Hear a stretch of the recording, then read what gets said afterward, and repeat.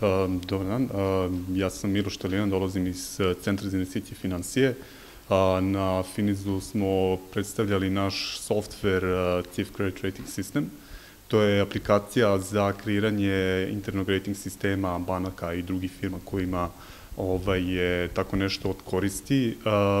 Pored toga prikazali smo i neko naše istraživanje na temu primene rating sistema u samim kompanijama. Konkretno radili smo jedno istraživanje vezano za određivanje premije za rizik u poslovima faktoringa, koji opet zavisi od samog kreditnog rejtinga date kompanije koje su opet učesnici u takvom poslu faktoringa i to bi ukratko bilo o prezentaciji. Koliko je softverska podrška u stvari bitna finansijerima? Pa bez nje se ne može. A u procentima koliko može da se predvidi rizik?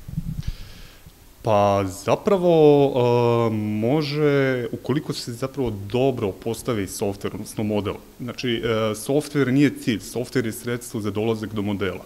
Znači, ukoliko je vaš algoritam za sam softver dobar, znači, taj model do koga će on doći će moći u dobroj meri da predviđa sam rizik, u kom slučaju kreditni rizik, odnosno prestanak plaćanja vašeg klijenta. A u kojoj meri je ova konferencija bila korisna za vas? Pa čuli smo druge kolege, čuli smo šta su neki trendovi koji postoje u privredi koji možda nama nisu u ovom trenutku bili od interesa, tako da sa te strane bilo jako interesantno. Ovo je vaš prvi put na našoj konferenciji, je li tako? Tako je. I kakvi su vaši utisci onako generalno?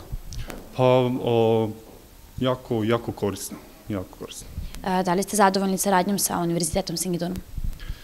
Pa saradnja do ove konferencije mislim da nije postojala, ali mislim da ovo sada kako je postavljeno je bilo sasvim korektno. Znači komunikacija i sve je bilo ispravno? Jeste, bilo sve kako treba. Hvala vam za vaše učešće na konferenciji. Hvala.